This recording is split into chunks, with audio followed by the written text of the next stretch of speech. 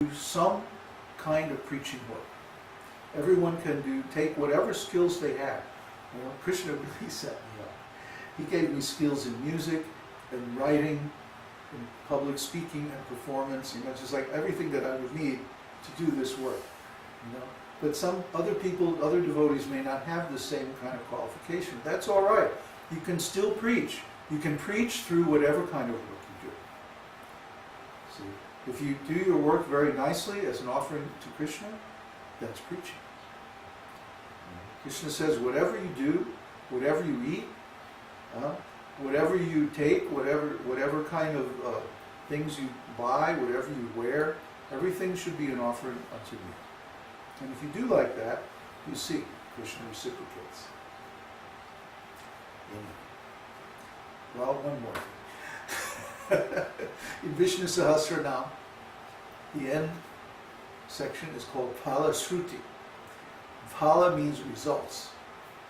You know, so it's like, here are the results. If you chant these 1,000 names of Vishnu, and then it lists so many things. You get prosperity, you get health, you get release from any problems or limitations in your life, you become the most prominent of all your family members, any disease that you have is removed. I mean, it goes on and on and on like this. And then finally it says, and you attain the supreme auspiciousness, love of Godhead. And my experience in chanting Vishnu Sahasranam is, this is exactly correct. So if you have any problem, any material problem whatsoever, you chant Vishnu Sahasranam, or at least hear it. We have a nice recording you can download from the website. Then you take it from me, because it's not like I never had a problem in my life. I had so many problems. But Krishna solved them all, one by one, because I chanted Vishnu Sahasranam every single day for 12 years, continuously. That was my vow. And because I did that, everything's auspicious. So Krishna is very nice. Number 9, pleasing talker. A person who can speak sweetly, even with his enemy, just to pacify him, is called a pleasing talker. Krishna was such a pleasing talker that after defeating his enemy Kaliya in the water of the Jamuna, he said, "My dear king of the snakes, although I have given you so much pain, please do not be dissatisfied with me. It is my duty to protect these cows, which are worshipped even by the demigods. Only in order to save them from the danger of your presence have I been obliged to banish you from this place." Kaliya was residing within the water of the Jamuna, and as a result, the back portion of that river had become poisoned.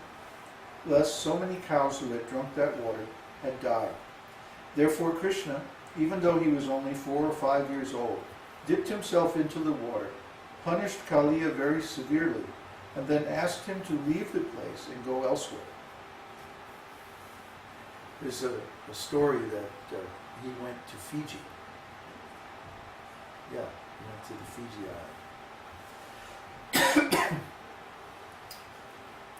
Krishna said at that time that the cows are worshipped even by the demigods, and he practically demonstrated how to protect the cows. At least people who are in Krishna consciousness should follow in his footsteps and give all protection to the cows. Cows are worshipped not only by the demigods. Krishna himself worshipped the cows on several occasions, especially on the days of Gopāṣṭamī and Govardhana Puja. Yeah, so if Krishna is worshipping the cows, what to speak of us? This is what we want to do. We want to go to India and we want to study this wonderful Indian culture, music and dancing and drama and like that. And while we're doing that, we also want to establish a Goshala. Goshala means shelter for cows. So the nice thing about it is you can do it with very little land. You know, if you want to make a farm and feed people, you have to buy a lot of land. But we don't have so much money. So what we can do is buy a small piece of land, 1 or 2 acres, and several cows. And then we can also stockpile some food and start a nice prasadam distribution program, so that the poor people in the village, wherever we're staying, there's places in India, in South India especially, like up in the mountains in Kerala, places like that, where people live just the way they have lived for thousands of years. They don't have TV, they don't have radio, internet, or any of that stuff. In many places they don't even have cars. Maybe once or twice a day a bus will come to the village. That's how they go travel around. We've seen many places like this in India. So if we go to a place like that, we can easily get help for taking care of the cows and like that. And then we can continue to study. We'll have to make internet connections somehow.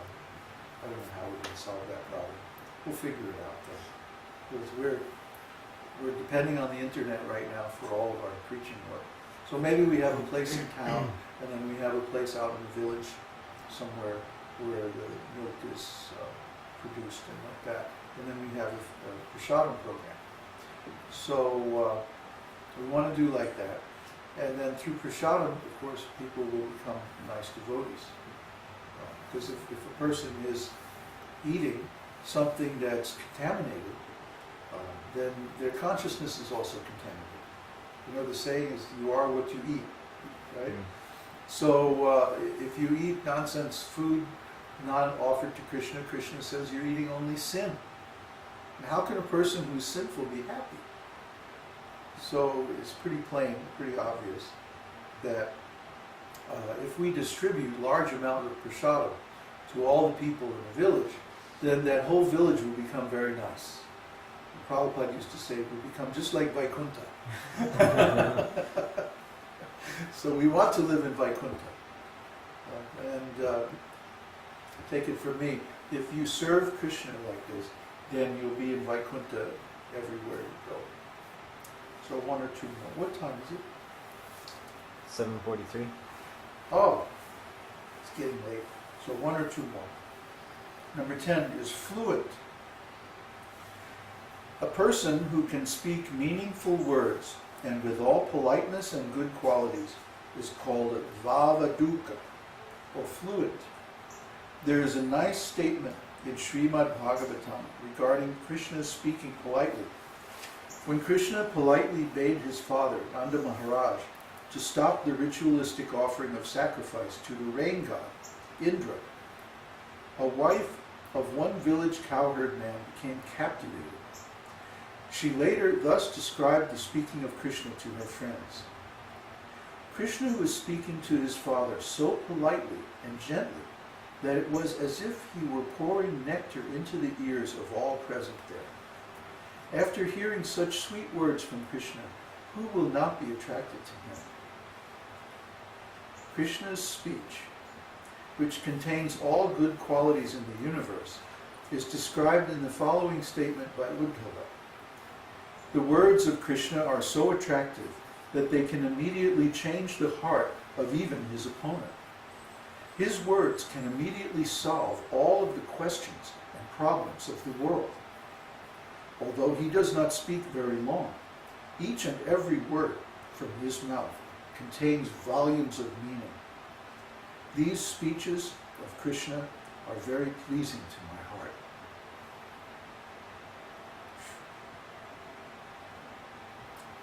Well, that's, yeah. Who could say it better than Uddhava? So we'll continue with Krishna's qualities next time. I think we're going to be on this chapter for a while. 64 qualities. But there's so much you can say about each and every one of them. So many examples, Krishna's qualities are so profound. And not only that, he has them in unlimited quantity. Not like us. We may have a little good quality here and there, but there's a limit to it. Then the bad qualities start. But Krishna's good qualities are unlimited. They're like the ocean. You can't find any end. They just go on and on and more and more and more. Okay. So we should all hear this nectar of Krishna's words. Krishna is speaking so sweetly, and everything he says is so profound, so deep. And also Krishna's devotees, when they speak, it has the same quality, because all they speak about is Krishna. So because Krishna is residing in their words become just like nectar. And if we hear these words and we allow them to penetrate our heart, then everything becomes auspicious and we get the highest benediction. The process of devotional service begins from this hearing. If we simply hear very nicely from a qualified, pure devotee,